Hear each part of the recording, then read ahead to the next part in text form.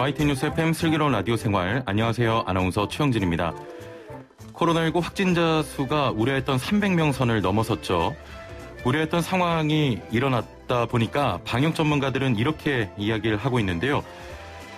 특히 서울 구로구의 한 아파트에선 아파트 한 라인에서 줄줄이 집단 감염이 나왔습니다. 전파 경로로 위아래층으로 연결된 세대 내 환기구가 의심됐지만 조사 결과 환기구 때문은 아니다. 지금까지는 이런 결론이 나왔는데요. 자, 그렇다면 원인을 모르는 이른바 깜깜이 감염입니다. 개인 방역 철저히 해주시고요. 자, 이렇게 코로나19의 무서운 확산세 속에 어젠 태풍 소식 전해드렸는데 오늘은 싱크홀 사고 얘기입니다.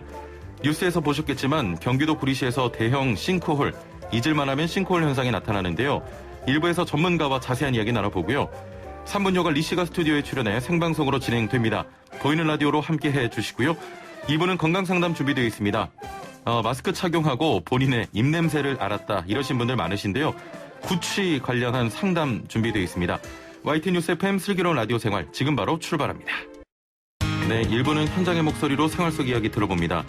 경기도 구리시에서 대형 싱크홀 땅 꺼짐 현상이 발생했습니다. 왕복 4차선 도로 중 절반이 넘는 거대한 크기인데요.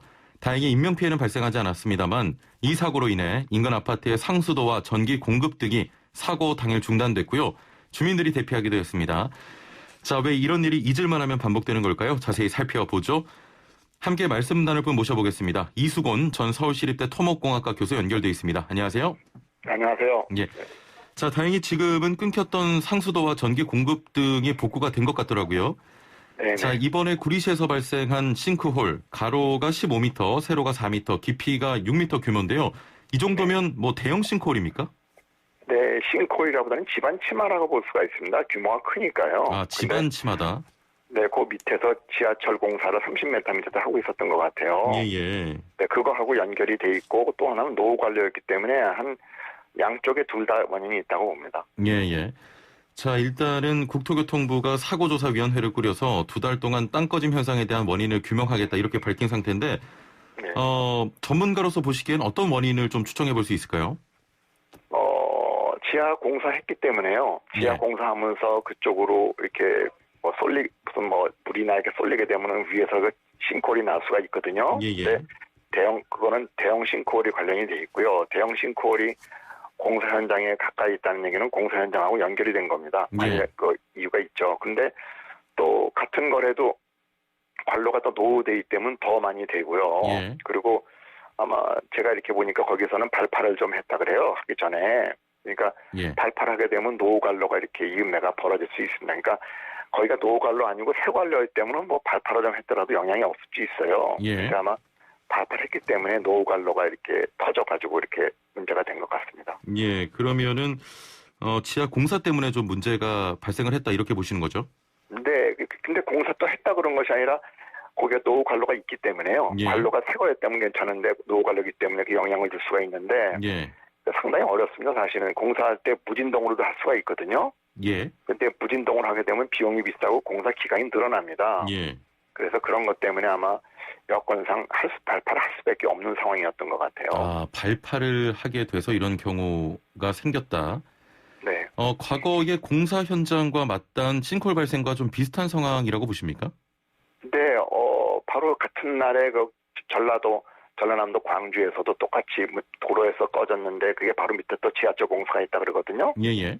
거기도 연결되고 작년 12월에 여의도에서 지하철 공사할 때 그 옆에서 그 사람이 한 명이 사망했어요. 저 인도가 꺼져가지고요. 예. 그것도 연결이 됩니다.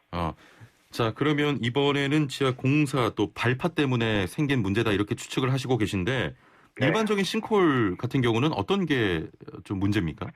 네, 그렇게 공사 현장이 없는 데는 이거 보통 상하수도관이 있을 때 상하수 노후 관로 돼가지고요. 예.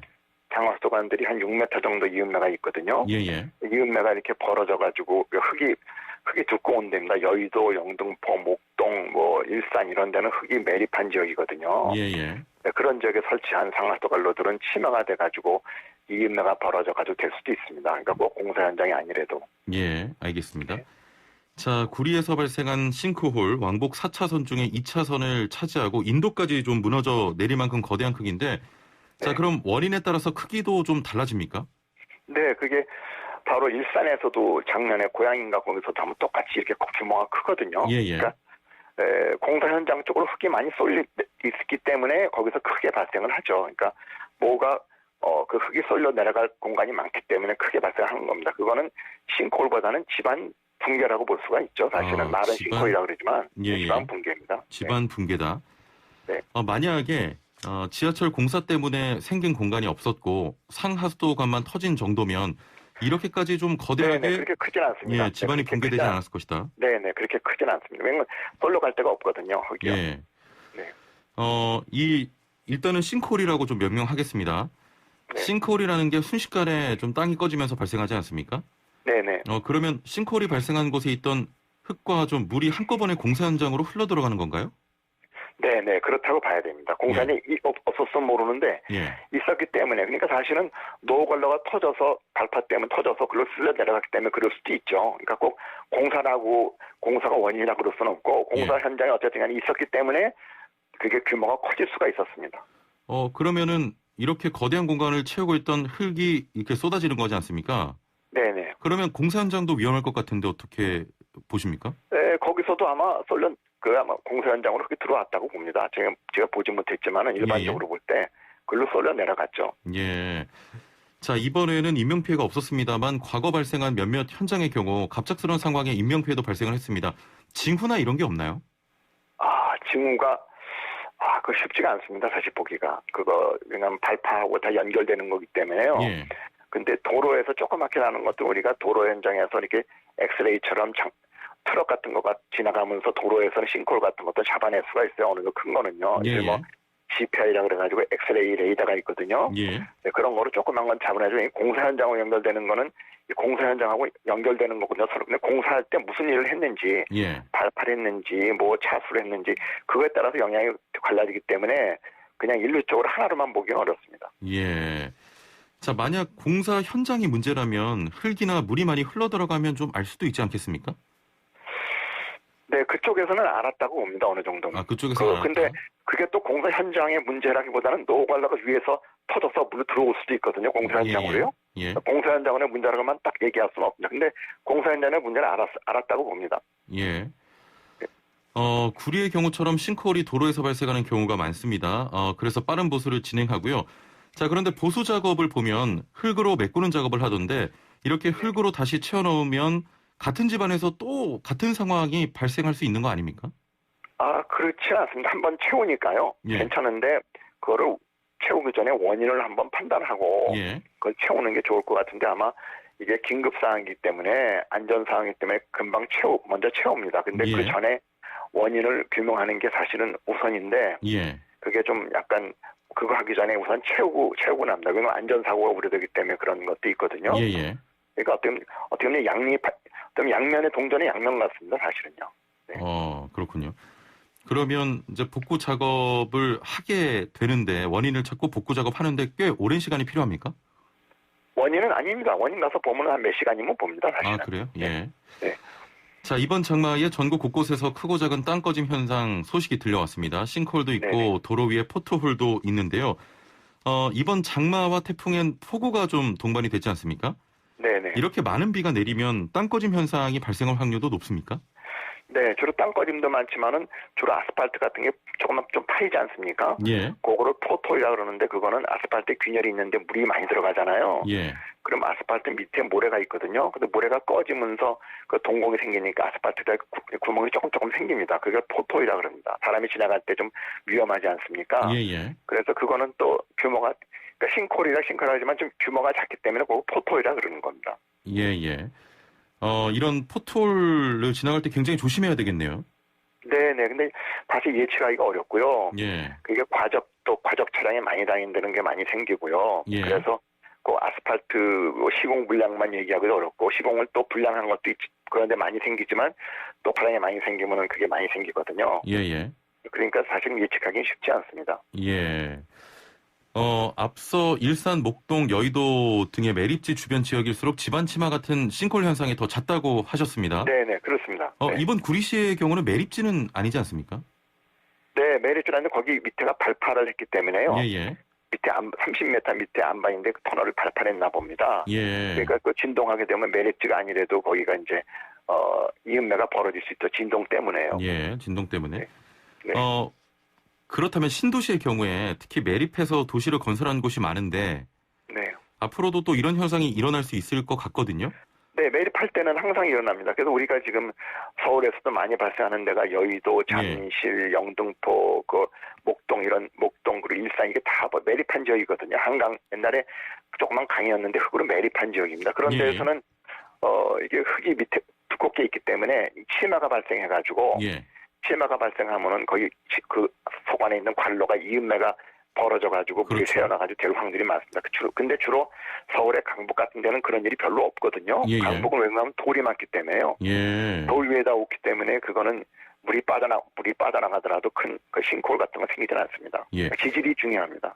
지금 신도시 건설이 진행 중인 곳이 전국에도 곳곳이 있는데 사전에 좀 예방할 수 있는 방법은 없을까요?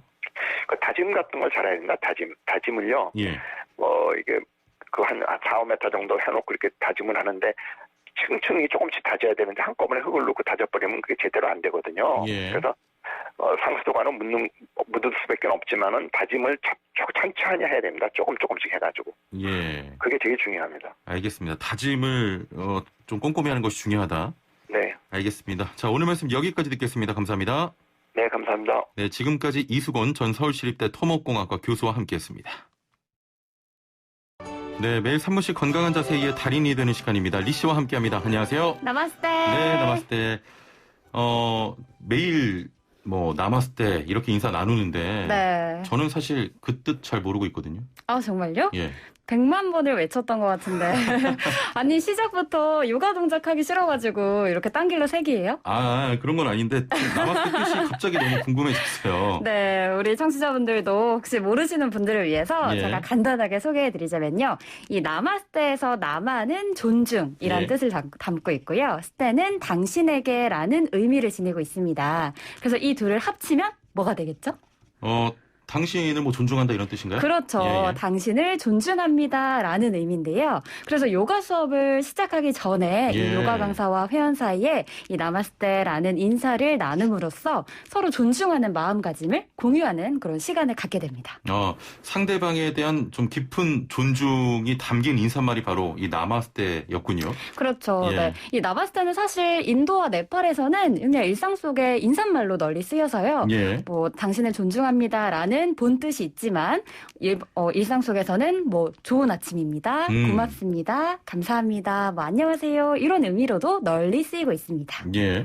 다시 한번 좀 정리를 드리자면 나마스테는 당신을 존중합니다. 이런 뜻이고 요가할 때 처음 인사 나누는 그 의미는 당신을 만나서 반갑다. 이런 의미로 사용이 되는군요. 그렇죠. 사실 이게 종교적인 이유에서도 비롯되는데요. 이 힌두교를 믿는 인도와 네팔에서는 이들이 믿는 신만 해도 다 합치면 한 3,000이 넘습니다. 그래서 이 개개인이 믿는 신들을 서로 존중한다. 그래서 서로 만났을 때 당신이 믿는 신을 나와 다르지만 존중한다. 라는 의미로 이렇게 사용하기도 합니다. 저도 여행자들이 현지에서 그렇게 인사하는 걸 본 적이 있는데 또 궁금한 게 하나 더 있어요. 어떤 거죠? 아니, 동작해야 되는데. 동작 안 해요. 오늘 동작 안 하고 궁금해. 네, 뭔가요? 몸이 힘들고 요가 동작 따라하기 싫어서 그런 건 아니고요. 뭔가요? 인사할 때, 나마스테 할 때 가슴 앞에서 두 손 모아 인사하잖아요. 네, 그렇죠. 왜 중요합니다. 이 가슴 앞에서 두 손을 합장하고 가지런히 모아서 진심을 담아서 해야 되는데요. 사실 인도에서는 이 가슴 속에, 마음 속에 참된 참된 내가 있다고 믿고 있어요. 그래서 이 두 손 앞에서 합장하면서 나마스테라고 인사함으로써 나의 진짜 나가, 참된 자아가 당신에게 진심으로 인사합니다라는 의미를 담고 있기 때문에 가슴 앞에서 합장한 채로 나마스테라고 인사를 합니다. 그렇군요. 내가 당신에게 진심으로 인사합니다, 존중을 표한다 이런 의미를 가지고 있는지 저는 매번 하면서 오늘 처음 알았어요. 여러분, 이제 이렇게 아셨으니까 어떠신가요? 제가 정말 3분 요가 하면서 매번 가슴 앞에서 합장한 채 나마스테 했잖아요. 얼마나 우리 슬라생 청취자분들을 생각하는지. 이제 알 것 같습니다. 이제서야. 8703번님께서는 나는 시간이 남았을 때 요가 해라 해서 시간이 남았을 때 그건 줄 알았죠. 시간이 남았을 때. 예, 예. 애플리케이션으로 진호님께서는 존중의 의미였군요. 처음 알았네요 하셨는데 저도 처음 알았습니다. 저는 그냥 우리 리 씨가 예의가 바른 줄 알았어요.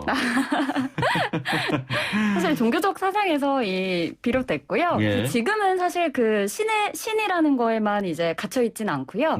개인의 이제 서로 다른 신념을 존중한다.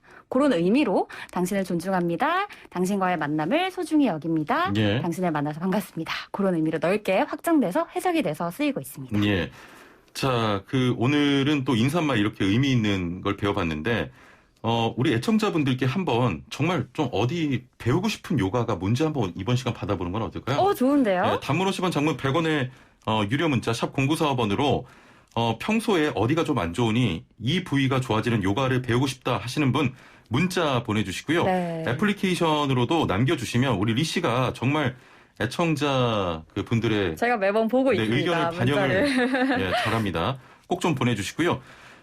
애플리케이션으로 이쁜 지화님께서는 남았을 때 당신을 존경합니다 하시면서 최영진 아나운서님을 늘 존경합니다. 남았을 때. 저만 그런 건 아니고 리시쌤도 존경합니다 하시면서 남았을 때. 슬기로운 라디오 생활 제작진들 모두 존경합니다. 남았을 때 하셨네요. 감사드리고요. 발 뒤꿈치도 괜찮나요 하셨는데. 발 뒤꿈치요? 네. 뭐 이런 운동도 있습니까? 발 뒤꿈치 요가는 저도 처음 들어본 것 같은데요. 한번 제가 발 뒤꿈치에 좀 시원하게 풀리는 그런 요가를 한번 연구해 보도록 해볼게요. 그렇습니다. 네. 여긴 꼭 풀어줘야 한다. 뭉친 근육, 뭉친 근심 모두 저희에게 네. 보내주시길 바랍니다. 리 씨가 다음 시간에 또 준비를 해볼 거고요. 일단은 좀 3분 요가를 배우면서 이런 또 좀 의미 있는 인사법도 배웠으니까 네. 우리 애청자분들도 요가 하기 전에 미리 이렇게 인사 한번 하고 시작하시는 것도 좋을 것 같아요. 그렇죠. 정말 진심을 담아서 이 가슴 앞에 합장한 채로 우리 형진 아나운서의 진심이 항상 담겨 있는지 약간 의심이 되지만 저는 담겨 있습니다. 네. 헤라님께서는 요가 배우러 다니다가 코로나 때문에 요가 배우러 가지 못하는데 이 시간 너무 좋습니다. 동작할 때 복식 호흡 하는 것도 전신 건강에 좋다고 하셨는데 이렇게 호흡만 잘해도 정신 건강에 좋군요. 그럼요. 요가에서는 사실 호흡이 전부라고 해도 과언이 아닙니다. 이 요가를 할 때 호흡을 안 하면 사실 아무런 의미가 없다고 봐도 되는데요. 호흡을 해야지 근육의 수축 이완이 더 잘 되거든요. 그래서 제가 항상 할 때 호흡과 함께 진행하세요. 또 무리하지 말고 천천히 호흡과 함께 하면 더 잘 될 거예요. 라고 안내를 해드리잖아요. 그래서 항상 호흡과 함께 가시는 게 중요하다는 거 그렇습니다. 잊지 마시고 함께 하시면 좋을 것 같습니다. 세 가지 의견 달렸는데 진호님께서는 안면 근육 푸는 요가 좀 해달라. 안면 그리고 근육. MI로 시작하는 분께서는 허벅지살 뺄 수 있는 요가 동작 좀 알려달라. 그리고 이쁜 지화님께서는 어깨가 뭉치는데 푸는 요가 좀 알려달라 하셨습니다. 다음번에 또 준비해 주시면 좋을 것 같아요. 네, 분량이 정해져 있네요. 네. 왼쪽 무릎 통증도 좀 해달라고 네. 하십니까? 제가 다 까먹지 않고 다 잘 준비해서 여러분들에게 틈틈이 다 잘 알려드리도록 하겠습니다. 알겠습니다. 3분 요가 요즘 조회수가 좀 많이 떨어져 있는데. 그러니까요. 남았을 때 여러분들 다들 이제 리 씨의 3분 요가 이 어플리케이션 들어가셔서요. 꼭 오늘 방송 끝나면 꼭 한 번씩 시청해 주시면 감사하겠습니다. 3분 요가 리 씨와 함께했습니다. 감사합니다. 나마스테. 네, 3분 투자로 건강 챙기시고요. 다시 보기 꼭 확인해 주시길 바랍니다. 자, 2부는 건강상담인데요. 구취 관련 이야기 나눠보고 상담도 진행해 보겠습니다. 자, 입냄새, 구취 관련해서 궁금한 점 있으신 분들은 단문 50원, 장문 100원의 유료 문자 샵 0945번으로 보내주시길 바라고요. 애플리케이션 댓글창도 열려 있습니다. 2부에서 뵙죠. 네, 매일매일 각 분야 전문가들과 함께 생활 속 다양한 궁금증 해결해 보겠습니다. 자, 최근 코로나19 확산세가 다시 커지면서 일부 지자체 등에서는 마스크 의무 착용 행정 명령을 발령하고 있습니다. 자, 실내외 구분 없이 의무적으로 마스크를 착용해야 한다는 건데요. 자, 코로나19 이후 마스크 착용이 생활화되면서 이전에는 느끼지 못했던 자신의 입냄새에 깜짝깜짝 놀란다는 분들 종종 만납니다. 자, 그런데 문제는 양치를 깨끗하게 해도 입냄새가 나는 경우가 있다는 건데요. 자, 마스크를 쓰면서 비로소 알았다. 나의 입냄새. 자, 오늘은 당황스러운 나의 입냄새, 구취의 원인과 치료법에 대해 자세히 알아보겠습니다. 자, 방송 들으시면서 구취에 대해 궁금한 점 있는 분들, 단문 50원, 장문 100원의 정보 이용료가 부과되는 문자 메시지로 질문 보내주시고요. 애플리케이션 댓글창으로도 상담이 가능합니다. 자, 함께 말씀 나눌 분 모셔보죠. 구치 한의원 하성룡 원장님과 함께합니다. 안녕하세요. 네, 안녕하십니까. 예, 저희 오늘 주제가 구치인데 네. 한의원 이름은 구치네요. 네, 맞아요. 어떤 뜻입니까, 구치가? 네, 구치 한의원 이제 처음에 이제 이름을 지을 적에 예. 그 입안에 있는 질환들을 치료하는 한의원으로 이제 구치 한의원으로 이름을 지었어요. 예. 네, 그런데 이 입냄새 환자분들이 이제 많이 오시면서 입냄새 구치 한의원에 대해서 조금 거부감을 느끼시는 분들이 계셔서 네, 그래서 아홉 구자 구치로 이름을 바꿨습니다. 네. 그렇군요. 알겠습니다. 네네. 자, 코로나19로 마스크 착용하면서 구취를 인식하게 되는 분들 많습니다. 실제로 마스크 착용하면서 본인도 좀 모르던 입냄새 알게 되면서 병원을 찾는다 이런 분들 종종 계십니까? 어떻습니까? 네, 요즘 그 마스크를 쓰고 나서 자신의 입냄새를 그전에는 내가 몰랐었는데 마스크를 쓰고 나서 내 냄새를 알게 되었다. 이런 분들이 참 많이 계세요. 그래서 요즘 구취 환자분들이 종종 많이 오십니다. 요즘 구취로 좀 고민하시는 분들이 많이 방문을 한다. 네. 자, 먼저 밥 먹고 입안을 깔끔하게 하기 위해서 좀 커피 마시거나 껌을 씹는 분들도 많으십니다. 입냄새 없애는데도 도움이 된다고 하는데요. 이게 영향이 있는 겁니까? 우선 그 커피에 대해서 말씀을 드릴게요. 커피는 이제 저희가 좀 구취 환자들에게 권하지 않거든요. 근데 그 이유가 한 3가지 정도가 있어요. 첫 번째는 커피가 위식도 역류 환자분들, 역류 증상이 있는 사람들에게 그 식도하고 위장 사이에 있는 괄약근을 좀 이완시켜요, 커피가. 그래서 역류 증상을 더 심화시켜서 속에서 있는 냄새가 이제 더 올라오게 하는 그런 것도 있고. 그 다음에 이제 카페인이 들어있어서 이게 이제 카페인이 교감신경을 항진시키거든요. 그렇게 되면서 이제 침샘에서 침분비가 좀 덜 되게 돼요. 그렇군요. 네. 그리고 또 한 가지가 그 커피가 이제 이뇨작용이 있어서 몸에 있는 수분이 조금 부족해져요. 그러면서 당연히 이제 입이 더 마르게 되고 입이 마르면서 텁텁한 냄새가 더 날 수 있습니다. 그래서 커피는 이제 저희가 좀 권하지 않고 껌은 2가지 측면이 있어요. 첫 번째는 이제 껌을 씹으면서 이제 침 분비를 자극하니까 그런 좋은 작용이 있고, 근데 대신에 이제 달기 때문에 그 단 성분 때문에 이런 세균들이 많아지면서 냄새가 날 수 있으니까 무설탕 껌이라면 저는 추천을 하죠. 무설탕 껌은 괜찮다. 네네, 그렇습니다. 일반 껌은 좀 좋지 않다 이런 말씀이었고요. 네네. 조금 전에 커피가 좀 교감신경을 자극하면서 입을 건조하게 한다 이런 말씀하셨는데 좀 이런 음식들 어떤 게 있을까요? 뭐 차나 이런 음식들 어떤 게 있겠습니까? 네, 그러니까 입을 건조하게 하는 것들이 이런 약품 중에서도 참 많아요. 약품이요? 약물 중에서도 이런 여러 가지 약물들이 입을 건조하게 하는 약물들이 참 많습니다. 그리고 차 종류들이 커피뿐만이 아니고 사실은 뭐 홍차라든지 또는 녹차라든지 이런 차들도 간에 이제 카페인 성분들이 있기 때문에 그렇군요. 그런 영향을 미치죠. 그러면 식후에 어떤 차를 마시는 게 좀 도움이 되겠습니까? 그래서 저희 환자분들이 그 질문을 많이 하세요. 커피 못 먹으면 그러면 뭘 마셔야 되냐고 힘들어하시는 분 많아요. 네, 맞아요. 그래서 저는 근데 사실은 어떤 차 종류보다는 물을 자주 드시도록 맞습니다. 물을 자주 드시도록 이제 말씀을 드리고, 굳이 뭐 차를 꼭 드셔야겠다.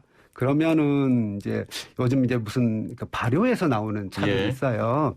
그런 차들이라든지 또는 뭐 수국차라든지 이런 것들은 그래도 좀 무방하다 이렇게 말씀드리고, 저는 가능하면 물을 자주 드시기를 권합니다. 그렇군요. 물을 자주 마셔라. 네. 양치를 깨끗하게 해도 냄새가 난다는 분들 많으십니다. 이런 걸 보면 양치질만이 원인은 아닌 것 같은데 구취의 원인에는 어떤 것들이 있겠습니까? 네, 구취 원인 참 많습니다. 다양하게 많은데 먼저 비염이나 또 축농증, 부비동염으로 인해서 코가 이제 목 뒤로 이제 넘어가게 되는 거. 그걸 이제 후비루라고 그래요.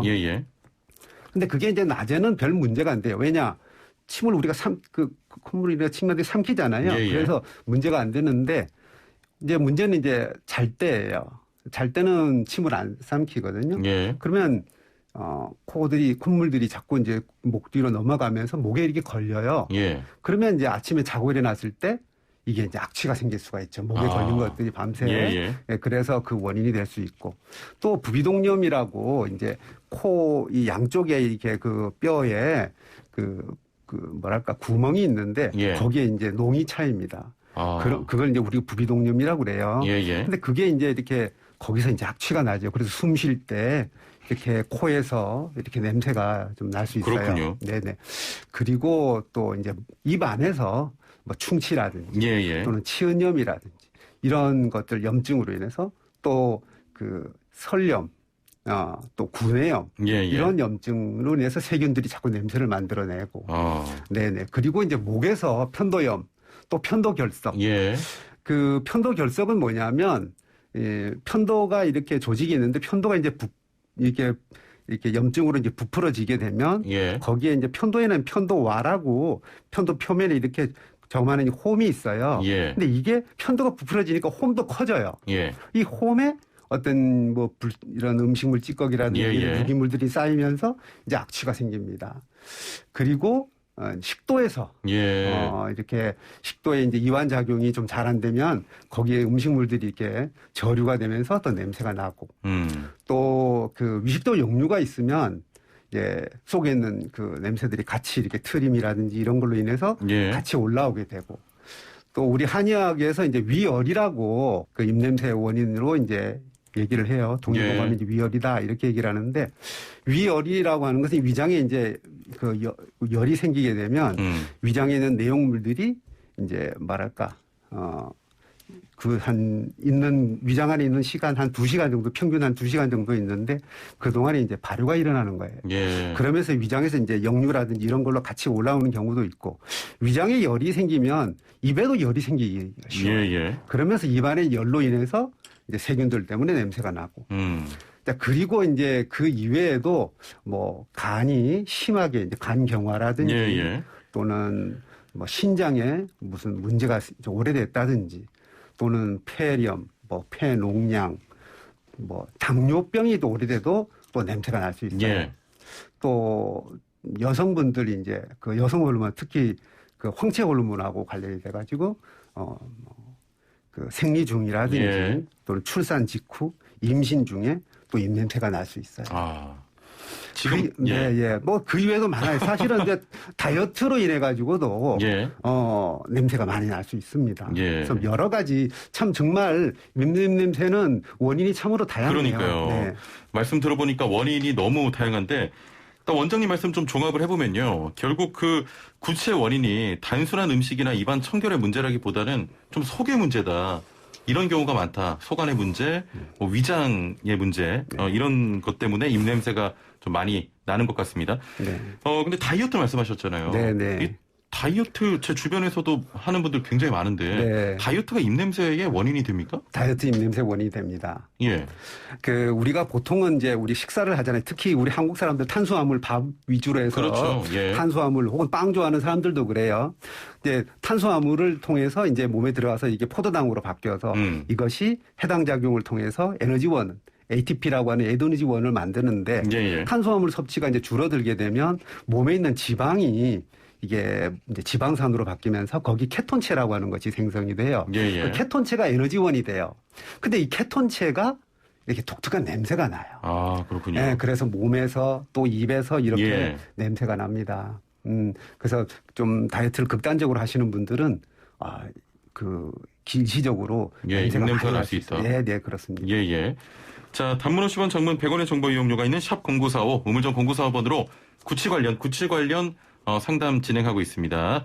자, 고민이신 분들 지금 바로 보내주시면 저희가 바로 상담 도와드리도록 하겠습니다. 애플리케이션으로 헤라님께서는 상대방에게서 구취가 나면 직접적으로 말하면 민망할까봐 위나 장이 안 좋은가 봐요라고 얘기해 주는데 위장 문제가 있는 게 지금 맞네요, 결국엔. 네, 그 원인 중에 하나 있죠. 미향이 바보님께서는 지금 마스크 때문에 본인 입냄새들이 이제 확인이 가능하잖아요. 그냥 내 입냄새인데 참고 살자 이렇게 또 말씀을 하셨습니다. 질병으로 인한 입냄새는 치료하면 사라집니까? 아까 말씀드린 것처럼 이제 무슨 염증들, 각종 이제 염증들, 뭐 비염이라든지 구내염이라든지 뭐 치은염이라든지 이런 것들, 예. 또 그런 것, 그다음에 이제 당뇨라든지 아까 말씀드린 이제 간 문제, 신장의 문제, 또 폐의 문제 이런 것들로 인해서 구취가 생긴 것은 당연히 이제 그 질환들이 없어지면 냄새가 없어지게 되죠. 예. 근데 사실은 이제 구취가 오래되신 분들, 짧게 되신 게 아니고 이제 오래되신 분들은 원인들이 한 가지, 두 가지가 아니고 여러 복합적인 원인들이 많아요. 그래서 그것만 없어졌다고 싹 없어지는 경우도 있지만 또 다른 원인으로 또 계속 냄새가 날 수는 있죠. 네. 아니, 그 입냄새에도 여러 가지가 있지 않습니까? 냄새에 따라서 원인을 구분할 수가 있나요? 이제 우리가 당뇨가 아까 말씀드린 것처럼 당뇨가 오래되어서 냄새가 날 적에는 왜 당뇨는 소변에서도 좀 단냄새가 나잖아요. 입냄새도 약간 좀 단냄새 비슷한 게 나요. 단냄새. 네, 뭐 이제 우리가 오래된 과일 냄새라고 비슷하다고 얘기하는데 약간 좀 단냄새 비슷하게 나고.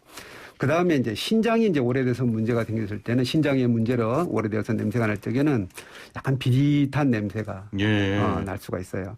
그리고 간의 문제로 해서 냄새가 날 적에는 이렇게 약간 곰팡이 냄새 또는 무슨 달걀 썩는 냄새 뭐 이런 비슷한 냄새가 이렇게 나고 위장에서 냄새가 올라올 때는 이제 그 음식물 썩는 냄새 비슷한 이제 그런 냄새가 이렇게 나고 또 이제 위산이 많이 역류하는 사람들은 시큼한 냄새가 난다. 뭐 이런 얘기들을 하죠. 근데 사실은 제가 이제 한의원에서 오시는 환자분들 이렇게 냄새를 보면 한 가지 원인이 아니다 보니까 그렇게 딱 어떤 무슨 뭐 아까 말씀드린 비릿한 냄새다 무슨 달걀 썩는 냄새 이렇게 딱 특징 지어서 나는 냄새는 그런 분들은 좀 드물고 대개는 이제 여러 가지 냄새들이 좀 섞여 복합적으로. 있어요. 맞습니다. 네. 자, 그렇다면 이런 입냄새를 좀 달고 살기는 어렵잖아요. 그렇죠. 기타 원인별 또 입냄새 치료법 어떤 것들이 좀 있겠습니까? 팁을 좀 주신다면요. 네.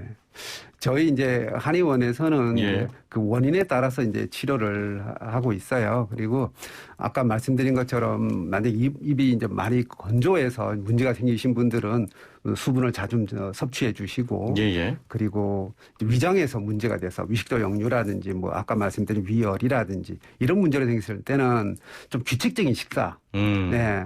저는 이제 한식 위주로 제가 한식 전도사예요. 우리 한의원에서. 네네. 그 규칙적으로 삼시세끼 한식으로 드시기를 권해요. 요즘 분들이 이제 아침을 많이 안 드시잖아요. 그죠? 근데 그 공복에서 냄새가 더 많이 나요. 의외로 어떤 분들은 아니 그러면 밥을 많이 먹고 나서 냄새가 더 나지 않느냐 이렇게 하시는데 오히려 공복에서 냄새가 더 많이 납니다. 공복에서 많이 난다. 네, 맞아요. 그래서 가능하면 아침, 점심, 저녁 이렇게 한식으로 소화가 잘 되는 한식으로 이렇게 드시기를 간식은 드시지 말고 야식하지 말고 이렇게 좀 하시면 좋겠다는 생각이 들죠. 결국 뭐 규칙적인 생활 습관이 굉장히 중요하군요. 맞습니다. 맞습니다. 네. 알겠습니다. 자, 단문 50원, 장문 100원의 정보 이용료가 있는 샵 0945 우물정 0945번으로 구취 상담 보내주시면 저희가 선착순으로 빠르게 답변 도와드리겠습니다. 애플리케이션 댓글창도 열려 있습니다. 상담 이어가죠.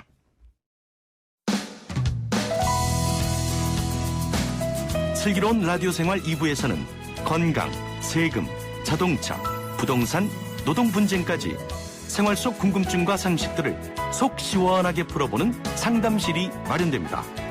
상담이 필요하신 분은 유료 문자 샵 0945 우물정 0945번이나 YTN 라디오 전용 애플리케이션 예스 채팅창을 통해 참여하실 수 있습니다.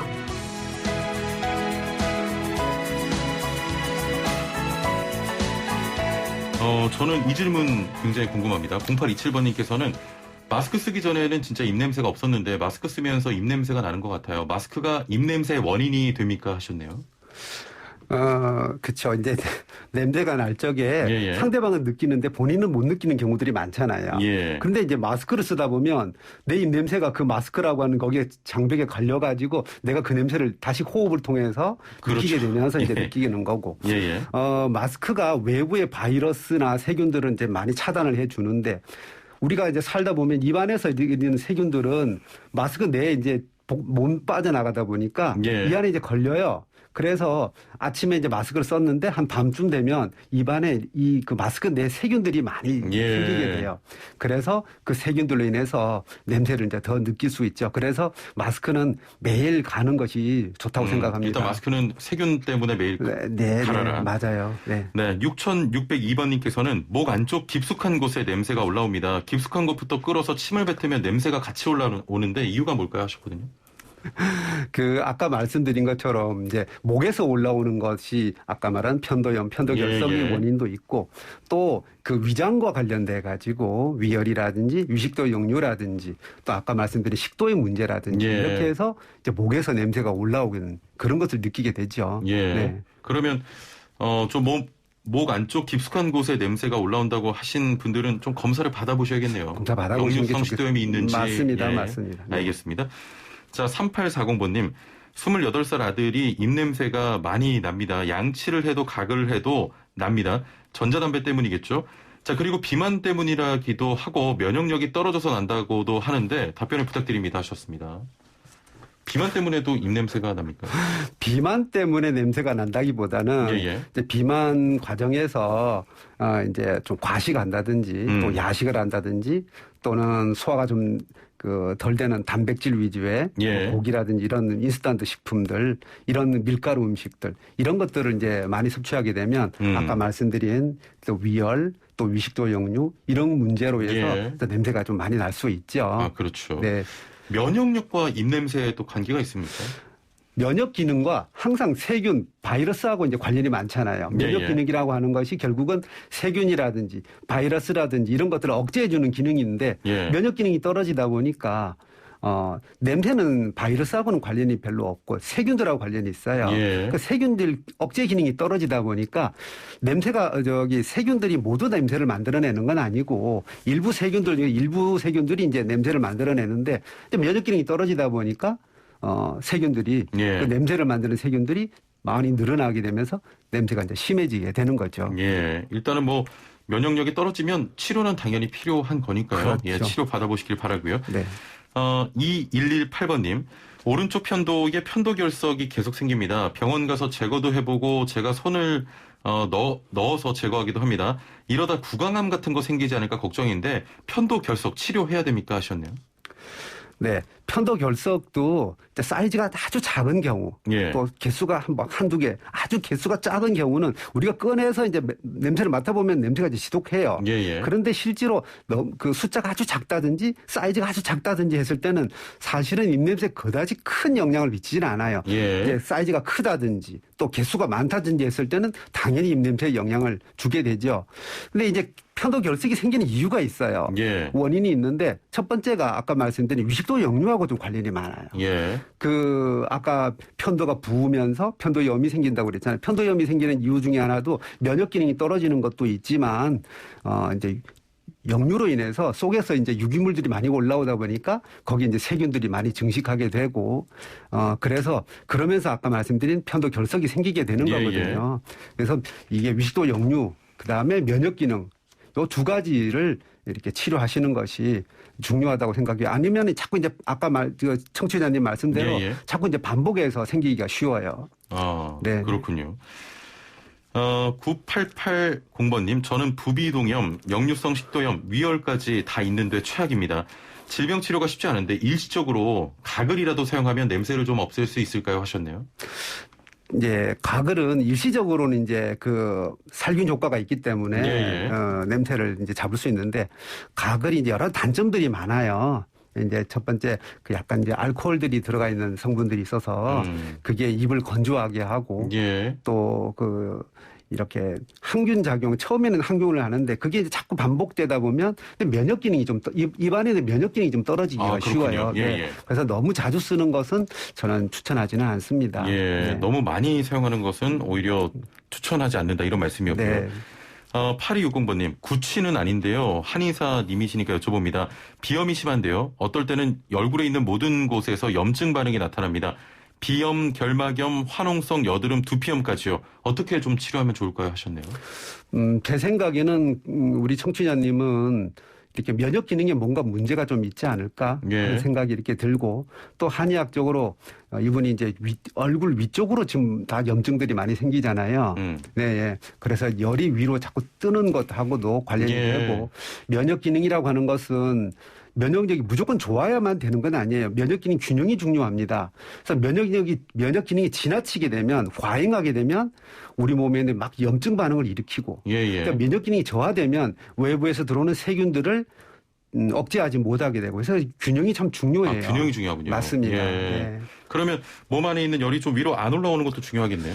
맞습니다. 이제 이렇게 열이 위로 뜨는 것은 뭐 여러 가지 원인이에요. 근데 아까 말씀드린 이제 교감신경, 부교감신경, 자율신경의 문제로 인해서 열이 뜨는 경우들이 많아요. 근데 자율신경의 불균형은 말하자면 이제 스트레스하고 관련이 많아요. 아, 스트레스. 신경 많이 쓰시고 뭐 또는 과로하시고 이런 분들이 이제 그런 것들을 더 이제 유발하게 되겠죠. 그러면 일단 심리를 좀 다스리는 게 중요하겠군요. 그것도 중요합니다. 마음의 안정을. 네네. 맞습니다. 알겠습니다. 1539번님, 저는 입냄새나는 친구들에게 좀 짜게 먹으라고 권유합니다. 염분이 약해서 장에서 부패한다고 알려주는데 이게 맞는 정보인가요? 하셨거든요. 그렇지 않습니다. 네네. 저는 구취 환자분들에게 너무 짜지 않도록 드시더라고 말씀드려요. 왜 그러냐면 이제 너무 짜거나 너무 매우면 위장 내에 이제 자꾸 염증이 더 심해질 수 있고 열이 더 심해질 수 있어요. 그러면 위가 이제 그 염분 때문에 냄새가 좀 더 날 수 있어요.